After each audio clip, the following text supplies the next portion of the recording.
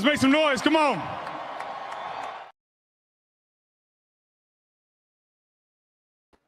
There I am. Thank you, Nick Foles. Thank you very much. And everybody, welcome back to the final word here on the It's a Wrap Sports Network, with your boy MattyB on the call on this Tuesday night. God. I am jumping in here in the window between the rain delay in the Phillies game and the scheduled start of the Titans final and my show, which was going to air after the post game. But we are in a rain delay in the ninth inning in Philadelphia, down to South Philly, I should say. Philly's choking away the lead. 3-3 right now is, ugly game. Phillies were playing this game like the Marlins had nothing to play for. Marlins entered this game only 4 games out of that final wild card spot. Their season was still alive, and the Phillies have been playing this game like, they're done, which, I guess maybe they are. I don't know, but 3-3 as the bullpen comes in and then some shoddy defense. They spot Sanchez a 3-0 lead early, which is the MO of this team, scoring runs early, but that's it. And then the bullpen comes in and chokes it away at the end. Robertson not looking good at all. And then the Bader kind of short hop throw to second, which allows the runner going from second to third to go from third to home. And then Yohan Duran comes in the ninth and gives up another home run. That little intro thing is pretty badass, but yeah, what's going on with Yohan Duran? He has really tailed off since his arrival here in Philadelphia about a month and a half ago. And the Phillies, once again, not providing any offense at all after the early innings. And we find ourselves in a 3-3 rain delay in the bottom of the ninth inning, as the Phillies do have a runner on first when they do resume play. But we'll make sure the Titans final does air at its appropriate time when the game ends. But I ain't waiting around all night for that damn thing. So I want to jump in here while I have the shot, and we're going to knock the final word out tonight on this Tuesday night, because I got things to do. I can't be staying up till 1 a.m. I am a night owl, yes, but lately I've been working a day job. I have another rest of this week and 2 days next week on this day job before I hit the road, folks. MattyB's head back down to Alabama for a weekend in early October to attend a college umpiring camp. So I'm going to try to hook on with a Division II conference next spring. And I got to go to an evaluation camp in early October for a weekend down in Birmingham. So an area which, of course, I'm very familiar with, which I was there this past winter when I was working in Perfect Game games down there. So returning back to my roots of Alabama next week. So I can't stay up till 4 a.m. tonight. That's really the long and short of that. But Joe Hale checks in. Joe, what's going on? So I am going to get in here tonight and provide you the best, most negative entertainment I can, because that's what I am, folks. Mr. Negadelphia. Mr. Negative himself is coming at you here live and direct at 10 o'clock on this Tuesday night. It's a badge of honor that I wear, and I will never shy away from it. I'm not negative. I am just very critical, maybe overly critical. Maybe I lose the childlike love of sports in some of my takes, but you know what? They're my takes. I'll own them. Goddamn you all. All right. So I really don't care what you think of me. Matter of fact, I love how you think of me. Ricky says, go Phillies. Where are they going, Ricky? Where are we going tonight, man? Stuck in a rain delay and another bad game. Just another type game. Thoughts on JT's injury? We'll see. He got hurt there in the top of the ninth, right before the home run, and then got removed, and Marchand, I guess, was getting ready to pinch hit for him, or he was pinch hit for him. It's kind of running around in the bottom of the ninth. I didn't see how it all went down, but we'll see. This is what happens, though, when you don't have a 40-man roster, and when you also are trying to fight for a higher seed in the playoffs. You take on this type of risk, and obviously it's a risk the Phillies can't afford right now to lose their starting catcher. And hopefully things are okay. He stayed in the game when he got hurt. That's a good sign. That's a really good sign. And maybe they sit him for the next couple of nights, or maybe they sit him for the rest of the regular season, give Marchand and Garrett Stubbs a shot. Maybe that's why they brought up Stubbs. Maybe they saw this coming.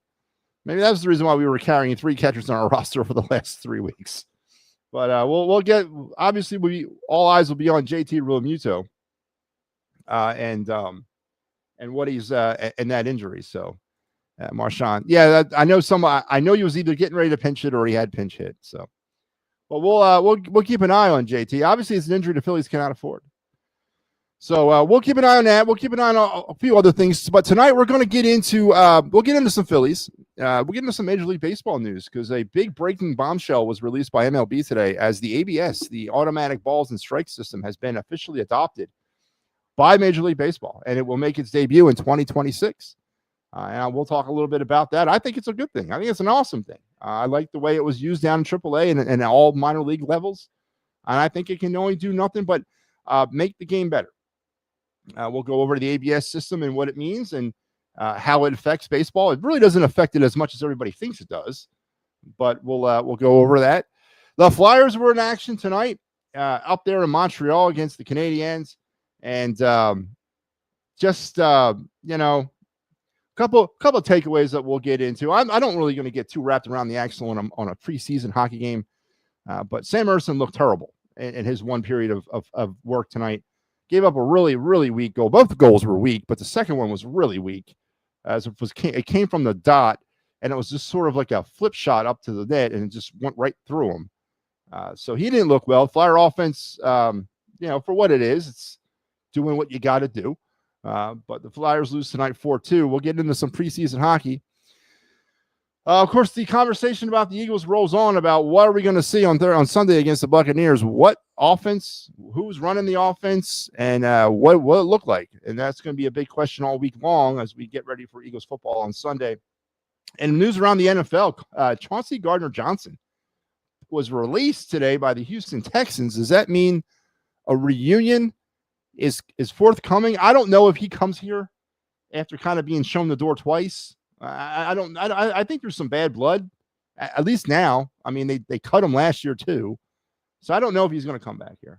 But we'll get into some of that. We have your of the night no of the night tonight. We have our card review and of course our day in Philly sports history. So I want to get this rolling here. So let's get it started tonight. Let's strap it in, strap it on, strap it up. Let us begin. Keep your head, hands, and feet inside the car at all times, and let's roll with your day in Philadelphia sports history. And this segment is brought to you by the great folks here at the It's a Wrap Sports Network, creators of such programming and presenters of such programming as this. And here's our week schedule. Not our week schedule, W-E-A-K, but our W-E-E-K schedule. Tonight was supposed to be a little bit of a flip-flop. I was supposed to go on after the Phillies Marlins, or after the Fightins final, but I am on now. We are in a rain delay as we speak.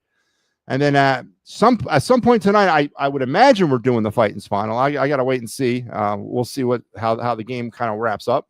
So that's our schedule for tonight. And then tomorrow we get into midweek, and that's when we start taking off here on the network. 1, 2, 3, 4 shows tomorrow. 1, 2, 3, 4, 5 on Thursday, 2 on Friday, and 2 on Saturday. And there it all is in black and white for you to read. Please read, follow along. Make sure you're able to receive notifications when we go live and all that great stuff, as we will keep you going here on this network and beyond. So we're really happy. We're happy to be here. We're happy to be here, and we're happy to be growing as we are here. So there you go. There's our schedule. So let's get our day in Philadelphia sports history out of the way. Today in 1983, Steve Carlton won his 300th game in a 6-2 victory over the St. Louis Cardinals. The team had contentiously traded for the 4-time Cy Young Award winner in 1972. Steve Carlton's, despite playing for 6 different teams during his career, is the Phillies' all-time leader in wins, 241. So congratulations to Steve Carlton on this night in 1983. He notched his 300th career victory, and as you can see, the picture that's right over there, right behind my shoulder there, elbow. That's Steve Carlton, one of my favorite, if not the most. I mean, he's the most dominant left-hander in Major League Baseball history, and you're not going to be able to explain anything different to me. I know he did play for 6 teams, but let's face it, after he left the Phillies, it was sort of a, I mean, his career was a shadow of what it was before, and he's just sort of bouncing around baseball until he got the hint of his own to just hang it up. I know stints at the Giants, the Indians, White Sox. I think he went somewhere else at the end of that. So he kind of bounced around for a bit, but finally had the foresight to hang it up. But man, about 3 years too late, if you ask me. But while he was in Philadelphia, there was nobody more dominant before or since his arrival. And rightfully so, numbers retired by the Phillies, and rightfully so, he is enshrined in Cooperstown, where he belongs in the Baseball Hall of Fame. So congratulations, Steve Carlton, on this day in 1983, notching your 300th career win against the St. Louis Cardinals. And that is your night in Philadelphia sports history, brought to you by the It's a Wrap Sports Network. Joe Hale says, from what I heard, they'll resume play at 11. Okay, that sounds about right. And that's good. That's not too late. And then that affects this guy right here. It is still raining, Mike. I know. That's why I'm on the air now. So you don't have to worry about me, keeping me up, Mike. I'm going to get over and done with long before you get on the air. But that's what happens when you are working post games, especially in baseball. You always have that air hanging over you, that rain delay. And with the schedule the way it is, and we did make a flip-flop, Steve Puentes will not be on tonight. It will be Mike Laro tonight and Steve Puentes tomorrow. So Mike is going to have it tonight. They switched earlier in the day, and so I got no pity for you, Mike. You kind of walked into this. So, but no, Mike will be fine. Mike will be fine. As you laugh out loud, yeah, Mike will be fine. I have all the faith and confidence that this game will not end at 3 a.m, and that's all that matters. It's all that matters. Unless, of course, we go to extra innings because the Phillies can't score after choking away a 3-0 lead. Early runs, Kyle Schwarber, another home run. Otto Kemp with a home run. Try to tell me Otto Kemp doesn't belong on the postseason roster. I want to hear from you out there. Who thinks Otto Kemp does not belong on the postseason roster? Which is crazy. He does. But then that's it. No more runs after the third inning. Again, the offense goes quiet. Chris Sanchez pitched amazing, a shutout ball through 7. And then they come in the 8th with Dave Robertson, and he chokes away the lead, gives up 2 runs. One of them was unearned, as the Marlins were able to score off of a Bader throwing error. And then Duran comes in and gives up the solo shot in the bottom of the 9th, and here we sit, or top of the 9th, here we sit 3-3. This ain't the first time he's done this. Matter of fact, it's becoming a little frequent. And this is not the time to start showing your true colors as a closer. Now, give me another month. That's all I ask. One more month. And then we can talk about it after that. But right now, the Phillies are sit 3-3, and the Marlins, who are battling literally for their playoff lives. Every game for them matters now. They got to win it out. Marlins got to win out and get help. And they're battling their butts off tonight. Are the Phillies not? Are the Phillies laying down? JT Realmuto gets hurt in the top of the 9th inning. He's still playing. It doesn't look like a team that's with personnel at least laying down because they're playing all their guys. It looks like they're still battling out there for something. The number 2 seed is not locked down. The number 1 seed is not locked down. They're 2.5 games out of that first overall seed. Obviously, the Phillies are still playing for something, but they don't necessarily look like they're playing for something. The offense has become, once again, that stale, set your watch by offense that we've become all too familiar with. Can't get any runs going in the middle innings. The offense goes to sleep for about 5 or 6 innings. And unfortunately, or uncharacteristically, the Phillies were unable to protect the lead with their bullpen, which they've done pretty much consistently all year. And the closer comes in and gives up another home run. And here we sit, 3-3. Man, oh man. So with Johnson being cut, do we have to clear waivers before he signs with the Eagles? I don't think so. I think he was outright released. I don't think there's a waiver process. I'm not sure. It's pre-trade deadline. I think he's free and clear to sign with whoever he wants. And I know that's the big question is, does he come back? I mean, he's a safety. If we put him at safety, it doesn't help us out at CB2. I don't know if that doesn't change anything. And does he want to come here? I mean, listen, this guy's been kind of I don't know, man. It's been a tumultuous relationship with the Eagles and him over his 2 previous trips here. Does he come back here? Or, it's not like any other team is not going to sign him.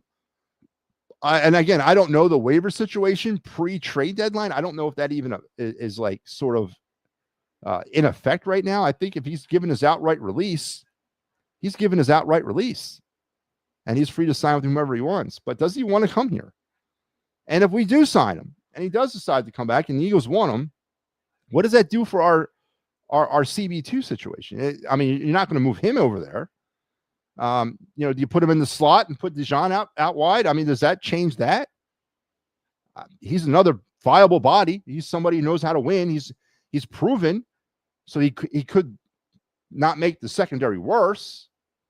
But does it really solve the problems of what we're looking for here with a viable option at CB2? So an interesting soap opera-like situation down there in Houston with C.J. Gardner-Johnson being given his outright release today, or cut, whatever, by the Houston Texans, and setting up a potential reunion here in Philadelphia. But do the Eagles want it? Obviously, it was a money situation, or was it a money situation?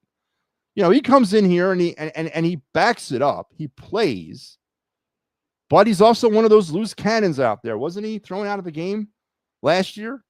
He's one of those loose cannons. And what does he do for the locker room? I don't know, man. There's a lot more going on here than we're privy to. I think there's a little bit more with the relationship between Gardner-Johnson and the Eagles that we're not privy to, because it made no sense other than a price move, which I get, but he was a very important part of that defense last year.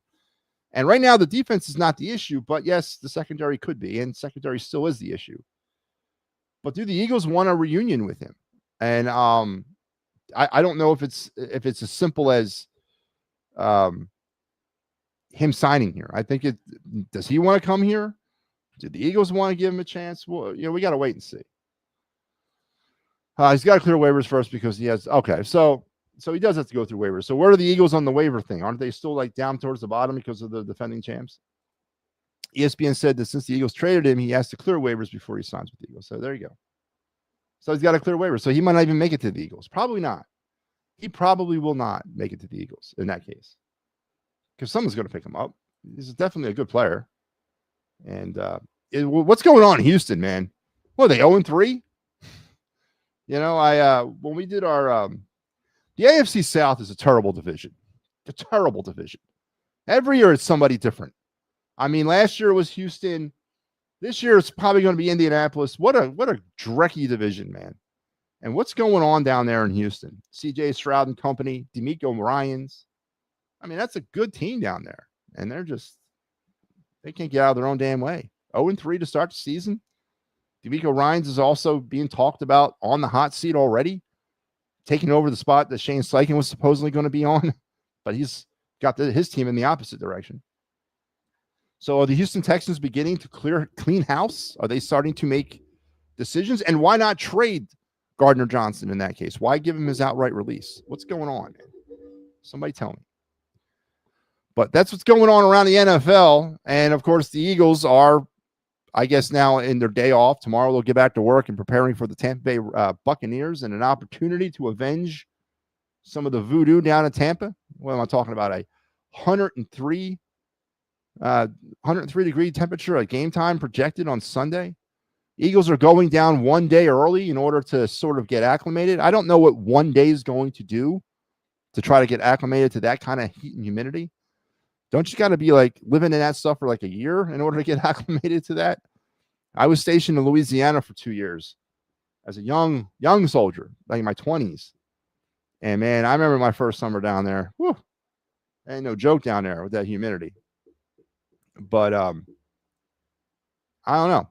So they're going to go down a day early to try to get acclimated to the heat. I don't know if that really is going to do anything, but can they get acclimated to Todd Bowles? Can Todd Bowles continue to befuddle the Eagle offense? Question of the day today was a lot of people asking, why are the Buccaneers so successful in basically getting inside of Jalen Hurts' head? And I went back and looked at some things and I analyzed some stuff, and I think it's pretty simple because they disguise their blitzes against Hurts, and Hurts has got problems picking up the blitz. I mean, if you're going to come all right and send the house, yeah, you can pick it up, but Hurts struggles in complex formations. And Bowles does a lot of delayed blitzes. He does a lot of disguised blitzes, and it gets in Hurts' head. And then again, that's not negative Jalen Hurts. That's reality. And that's how Todd Bowles' defense is so successful against Jalen Hurts. They disguise their blitz. making it more difficult for Hurts, who's not good at all picking up defense in the first place. Gives him a little bit more extra trouble with trying to pick up that blitz. So Mike Evans is out. That's a big weapon that's not going to be used by the Buccaneers. I got it.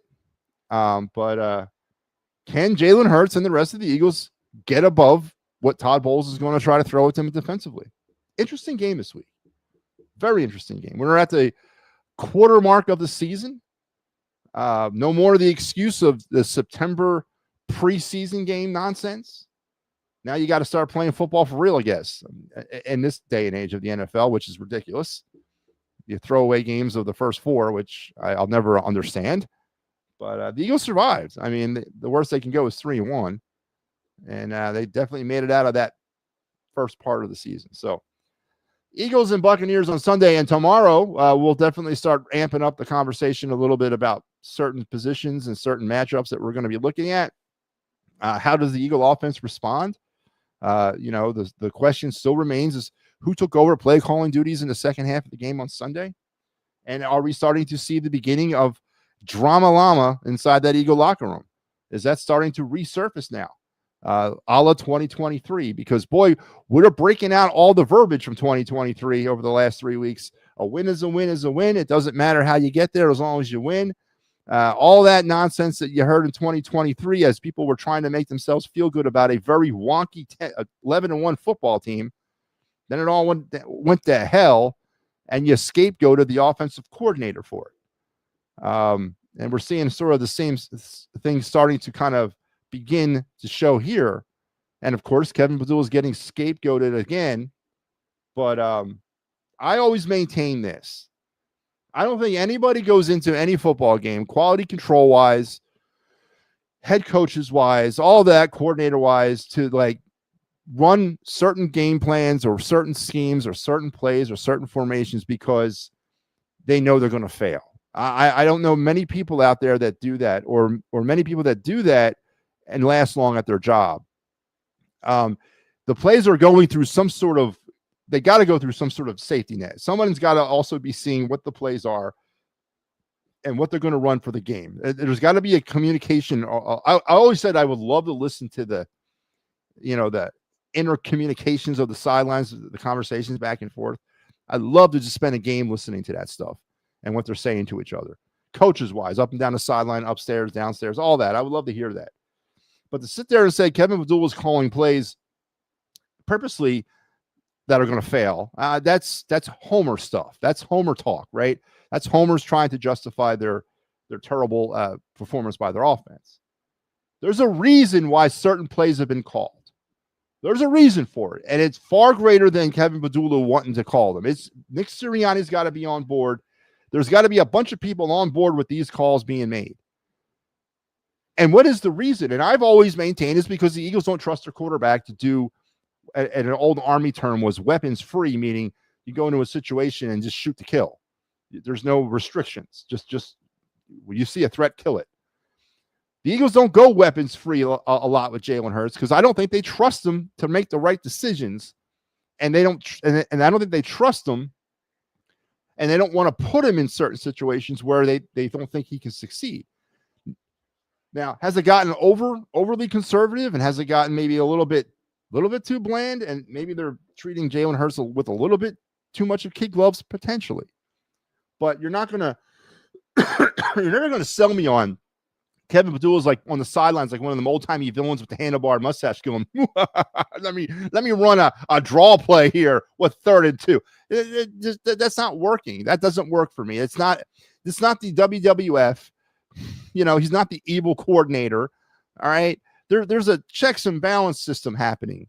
And for some odd reason, they don't feel comfortable calling certain plays for the quarterback. Now, what happens typically, and especially with this team, they have some sort of dust up like happened on Sunday, and boom, the playbook gets wide open. But again, I don't think it's just the dust up.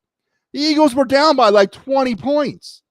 The Rams called off the dogs. The Rams went into a softer zone-like defense to keep plays in front of them, chew up time, and opened up a lot of passing lanes. And so the Eagles exploited that.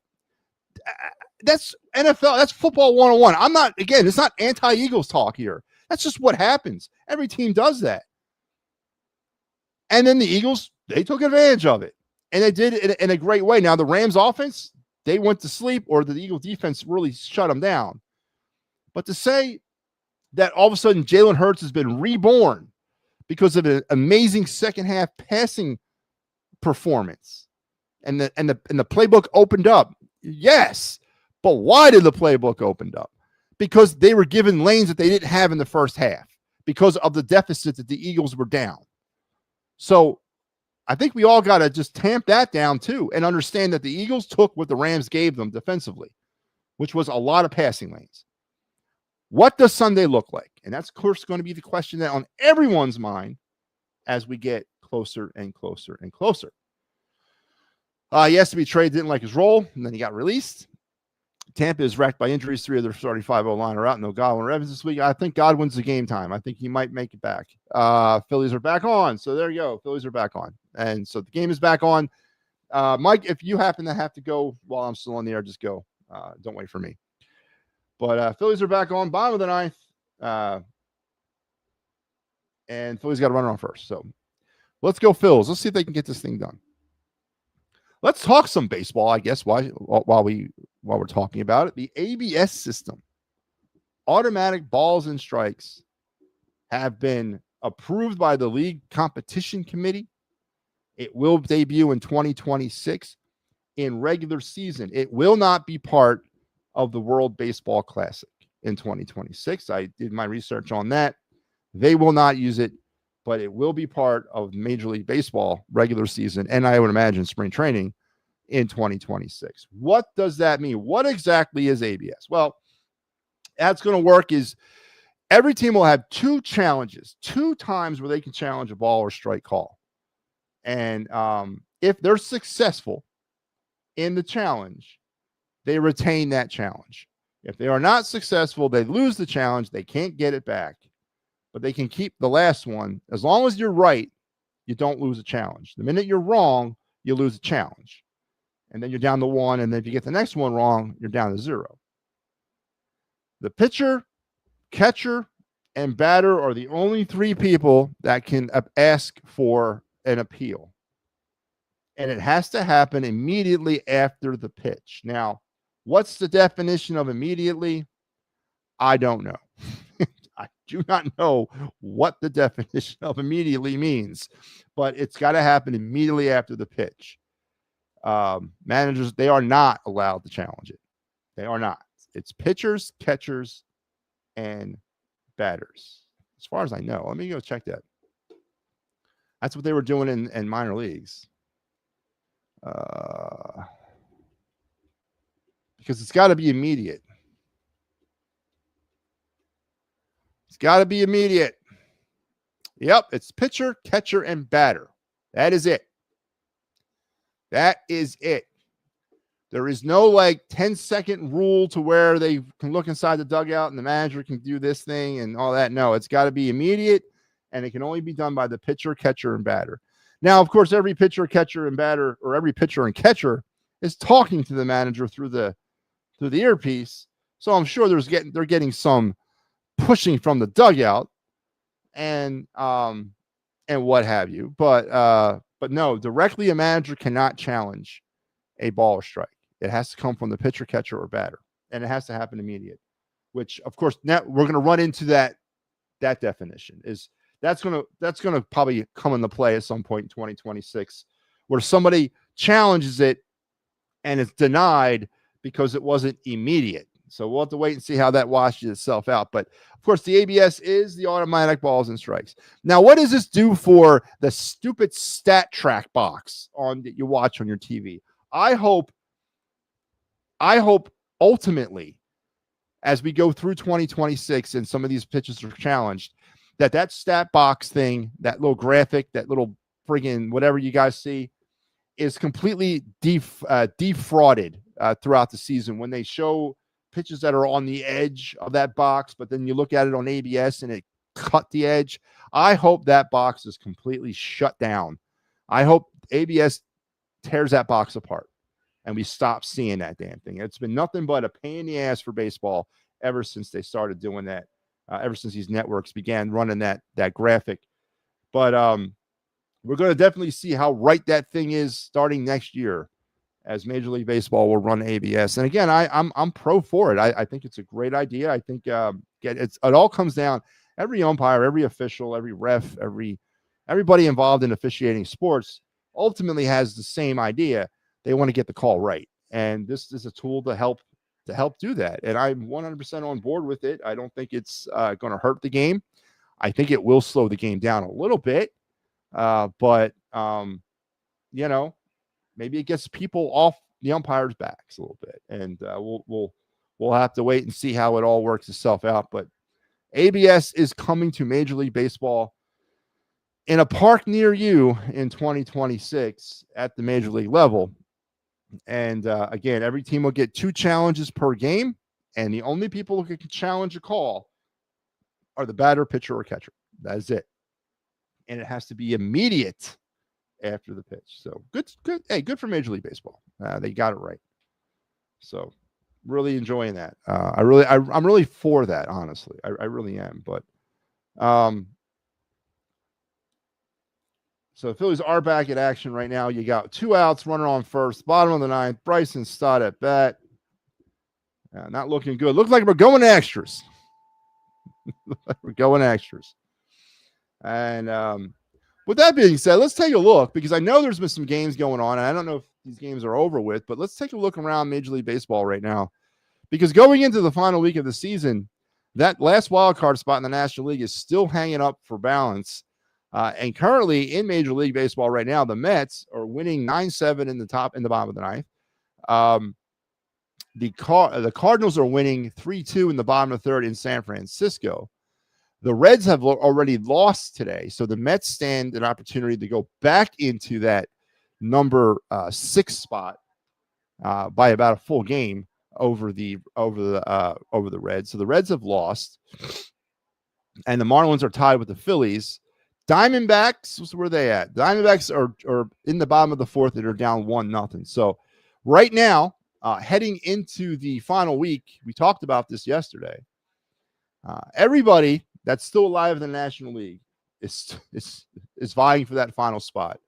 It's a race between the Marlins, Mets, Diamondbacks, Cardinals, Reds. They are all technically alive, and the Diamondbacks, if they win, will continue to, or sorry, not Diamondbacks, but the Marlins will continue their playoff hopes alive as well. But the Mets look like they may have an opportunity to go back into that number 6 spot tonight, as they are leading in the bottom of the 9th currently 9-7 over the Cubs, and the Reds have already lost tonight. So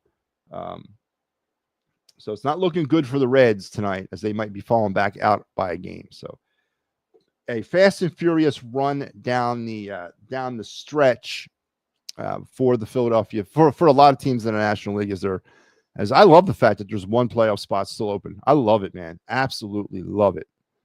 That they're going to have an opportunity to get this thing will probably go down to the final game of the year. And the wild card round will start next week.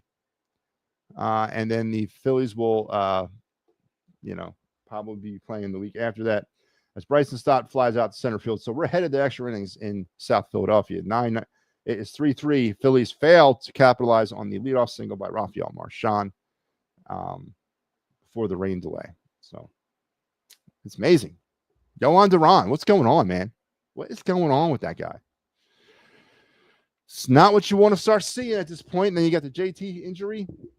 Not a good night. Not a good night for the Phillies.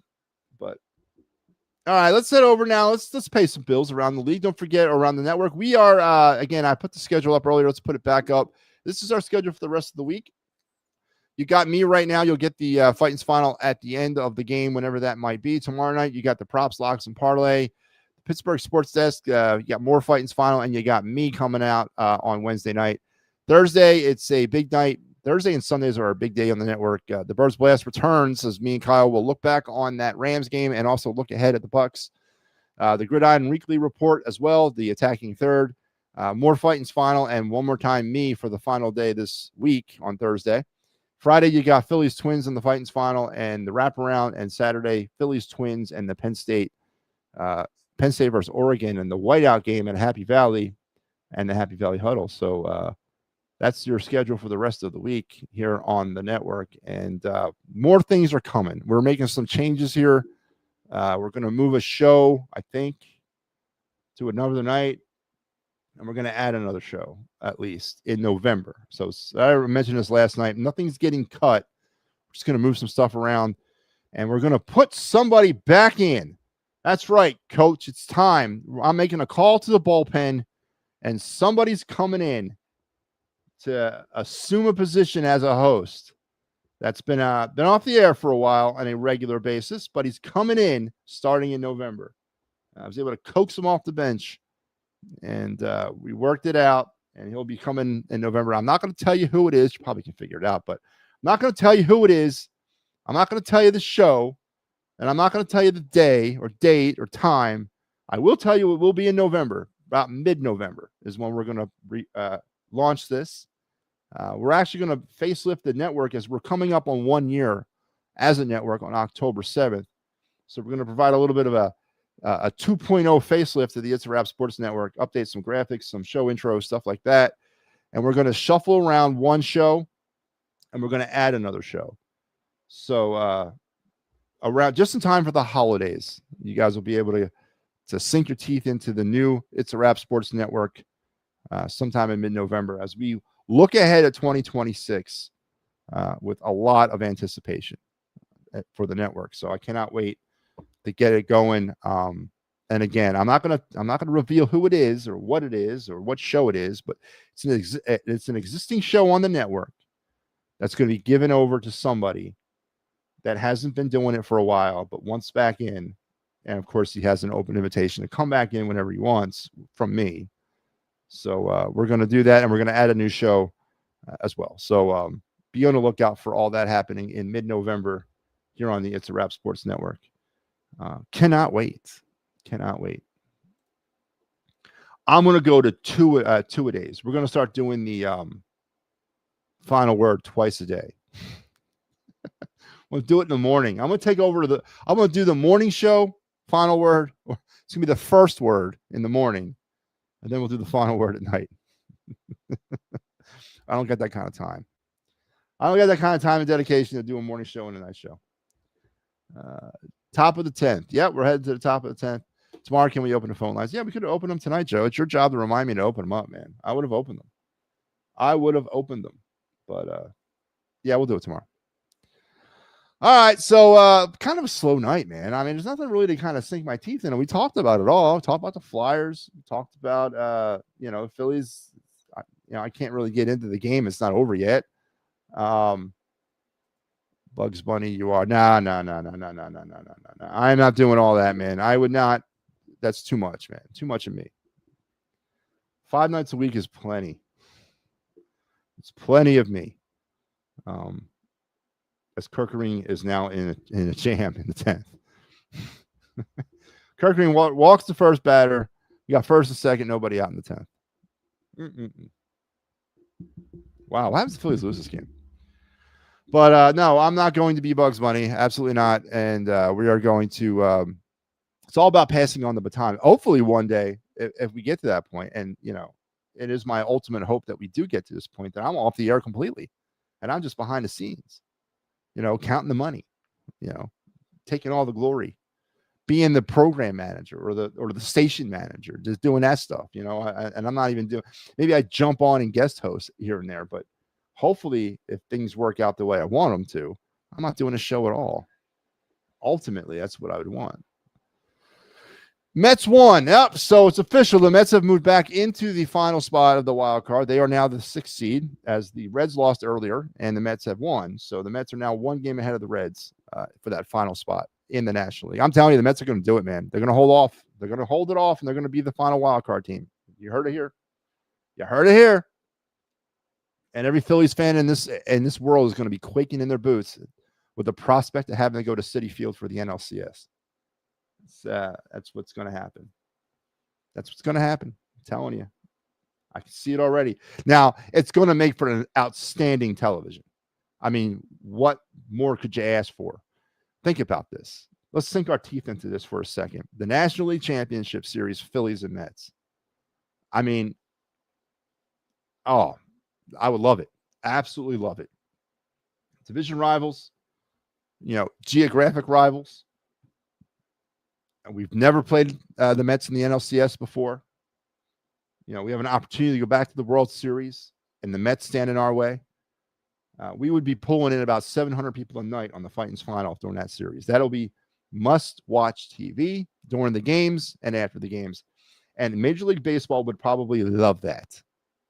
They much would prefer Mets-Phillies NLCS than Diamondbacks-Padres or something like that.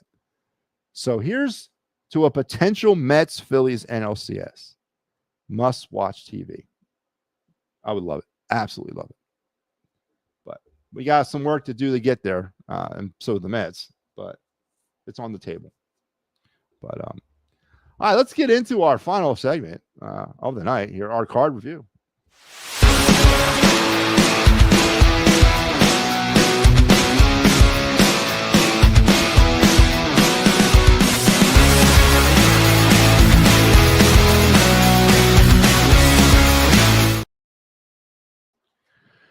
All right, the card review segment, MattyB's card review segment here on the It's a Wrap Sports Network on the Final Word. It's the moment of the show that we take a minute and we go into old MattyB's sports card collection. My 10,000 strong, over 10,000 strong sports card collection from everything from, all four majors are represented. But of course, baseball reigns supreme, and those are the most cards that I have. And we are now going to look, we're going to stay, I think last year we did 2025. We did Dylan Cruz 35th anniversary throwback card from the 2025 season. We talked about the Dylan Cruz card last night, his rookie card. Of course, Dylan, one of the up and coming stars of this league, along with CJ Abrams and Mackenzie Gore, his running mates out there in Washington. I'm telling you, man, those Nationals are about 2 or 3 veteran player signings away from really being a pain in the ass to the National League East next year. I'm telling you, you heard it here first. But tonight we're going to go through, we're going to talk about a more known person. This guy came on the scene like gangbusters in 2024 and completely shot the Pittsburgh Pirates into relevancy. He is the fireballer from LSU via the Air Force Academy, Mr. Paul Skeens. And Paul has been nothing but a baseball phenom since he rocketed up through the minor leagues in like I don't know, 2 months, and then came on the scene last year in 2024 and has really not skipped a beat. And everything that has his face on it, that's a baseball card, is property that you should want to be in possession of. Now, there's a little bit of a disparity about Paul Skeens and his baseball card memorabilia. There are cards from 2024. He does have cards that made it into the 2024 Topps collection. And the update series, and then, of course, the holiday series. So the first major release of Paul Skeens cards that was really flooded the market happened this year in 2025, and a lot of these cards are featured as rookie card cards. They're not, because there were cards produced in 2024 of Paul Skeens. And, of course, the most famous one is the Chrome, was it Topps Update Debut Chrome Auto Relic that sold at auction for $1.11 million back in, was it February when it sold? It was the most sought after card heading into last holiday season. Everybody in America, around the world, was looking for this card. It was found by a 12-year-old child as part of a Christmas present given to him by his parents out in California. They bought him a box of updated Topps Chrome cards, and the one-of-one Paul Skeens debut with the debut patch, the update series Chrome Relic Auto, was found in about the 5th pack that he opened up Christmas morning. And that is probably one of the greatest. That's a Christmas day that family will never forget. Absolutely never forget. This the card went on to sell it at the Fanatic auction for $1.1 million. That card has found its way back to Pittsburgh as the Pittsburgh Pirates somehow got in possession of it, and it actually is. They built a shrine for it at PNC Park. You can go see it. It's on display at the park.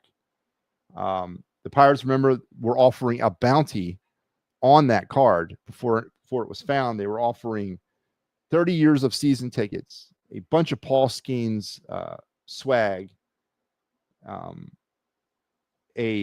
opening day 2025 suite tickets sitting next to Livy Dunn, all that they were offering for this card if it would be turned over to the Pirates. But the Pirates ended up paying $1.1 million for it, or somebody in the Pirate organization did. I doubt it was donated, but Paul Skeens ended up getting back to Pittsburgh anyway. But tonight we're going to talk about his 2025 Topps cards, which, again, are not technically his rookie card. And here it is. This is from Series 1 this year. Now, a couple things about this card. It's the base card. It's the no frills, no bells or whistle. There's many variants of this card existing in all the Topps series and Topps sets this year. As you see the Topps rookie cup there on the bottom left-hand side, we already know, and if you've watched this segment before and you've watched the show before, I've debunked what that means. It's not really a Topps rookie card unless it has the Topps shield on it, which is that Major League Baseball shield that says RC on it. That's the bona fide rookie card. Any Topps card that has the rookie cup on it is a second-year card. It is. That's how you know it's not a rookie card, because it's got the cup on it. So this is his second-year card. This card is still worth money, even in this rare, or not rare, but very common base form. Again, Paul Skeens cards are really worth a lot. They're up and down. It's buyer beware. It's a buyer's market. It's all those things. But I highly recommend, if you can find Paul Skeens, anything with Paul Skeens on a baseball card, you get it, you stash it away for what this kid's career might be. And so far, so good with that. So this card is worth anywhere between $1 and about $50 in this current form as a base card, Series 1, card number 98, if you happen to find it. Stick it under plastic and forget about it, and look for it in about 10 years. So anything with Paul Skeens on it, again, this is the 2025 Topps. This is what the design that they went with this year. It's okay. They spent a little bit more. I think there's too much border on this year's baseball cards. I like the blown out borders a little bit better, but it's a cool looking card, a great player. And anything with Paul Skeens' name on it, you better put it away. And there you go. There's tonight's card review of the 2025 Series 1, card number 98, Paul Skeens. And then here it is in its physical form, as you can see right here. So stick it in if you have it, if you come across any Paul Skeens cards, put it in your collection, protect it, and forget about it. So the Phillies have gone to the bottom of the 10th. They are now trailing as Kerkering really struggled and gave up 2 runs there, as the Phillies are heading into the bottom of the 10th right now in a real pickle. Here. They could lose this game and keep the Marlins playoff hopes alive. Interesting. Make sure you're tuned back into the network right after this show, right after the Phillies go final, for the final word with Mike Lauro tonight, not Steve Fuentes. Mike Lauro will be on the call as he will present the Titans final. Phillies are getting ready to come to bat at the bottom of the 10th inning. I am going to probably say good night so that you guys can watch the end of this game. Not good. Phillies find a way to, put themselves in this position here tonight. Got some early runs early, 3 runs early. And again, via the home run, which, I hope Mike brings that up. I really do. Because once again, the offense can't seem to get anything going if it doesn't involve the home run. So, I don't know. We're going to have to wait and see here. Ryan Kirk, I want him off the playoff roster. I know. Listen, Steve, I got you, man. Not a good. But Steve, let's backtrack. Brian Kirkman never should have pitched in this game. What about Yohan Duran? I mean, what has happened to the luster of him? That's worn the hell off. This ain't the third time he's given up a home run late? Yeah, man, what's going on there? Now we got 1 out in the bottom of the 10th. I agree, though. Something's not right with Ryan Kerkering, but I still maintain that his time with the Phillies might be limited and he might be on his way out. Someone's going to figure out how to make him a closer because he's got the damn stuff. I think something's wrong upstairs, man. Something ain't right up there. But Steve wants him off the playoff roster. I don't know, man. As now we got 2 outs as the Phillies are about to lose this game, folks. They're about to friggin' lose this game. Bader flies out. If we do, okay, so Kerkering doesn't make the roster. Who are you putting on there? I mean, who's the other pitcher? I mean, you can't trust them late innings anymore. Do you keep him there and just pitch him pre 7 inning? You pitch him for the 5th and 6th inning. You don't use him after the 7th. It's a shame, man, because he's got the stuff. He really does. But it's just not working. It's not registering. He just doesn't know how to pitch strategically or situationally. Was Rafael Marchand, maybe, is that the reason? Was he given the wrong pitches to throw? You got JT coming out of this game. Was it Marchand's fault? But, a good point. And Steve brings up a point that's not good at all holistically for this team. Now we're calling in the question the bullpen. We got 1 week to go until the playoffs start. Now we're starting to ask what's going on with the back end of the bullpen. David Robertson looks shaky tonight. Yohan Duran comes up and gives yet up another home run. Orion Kerkering comes in the 10th and is completely ineffective, blowing a very, very fine effort by Chris Sanchez. 7 innings of shutout ball. The offense failed to really support Sanchez. Gave him some early runs, but that's it. All the runs came off the home run. Another problem that we've dealt with all season long. It looks like the Phillies are going to get on the board here. Alec Bohm with the single. Man, he's been red hot since coming back from the injury list. Red hot. It's now 5-4 Phillies trail the Marlins. So we're not done yet. 5-4. But there's some problems creeping back into this team that we don't need to be talking about heading into the playoffs. And it's problems that we've talked about all season. The lack of offense, anything via the home run. Now, Bohm with a nice single there. Knock it in Stott, the ghost runner, to make it 5-4 as the Marlins are going to go to the bullpen.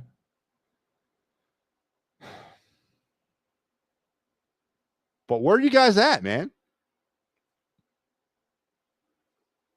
We were riding high a few weeks ago. Hasn't been looking the same.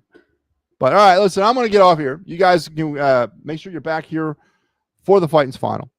Mike Lara will have you right after the final pitch. Hopefully that's not for a while yet. Hopefully Phillies can mount a comeback. Push this game into the 11th.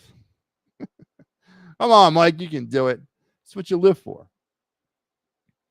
So Phillies battling their butts off right now as they try to snatch defeat from the jaws of victory, or victory from the jaws of defeat. We got the Flyers who I didn't really get too much into the Flyers tonight. It's hard, but there were 2 things I do want to know. So I totally forgot about the Flyers. Let's bring that up real quick. Christian Dvorak rocking the A on the sweater tonight in Montreal. I guess he's the replacement alternate captain for Scott Lawton. I forgot that we needed to replace him as an A. I totally forgot. When I see Dvorak skating around out there with an A on his jersey, I'm like, who the hell's that guy? And when did he become an assistant captain? And I'm like, oh, yeah, that's right.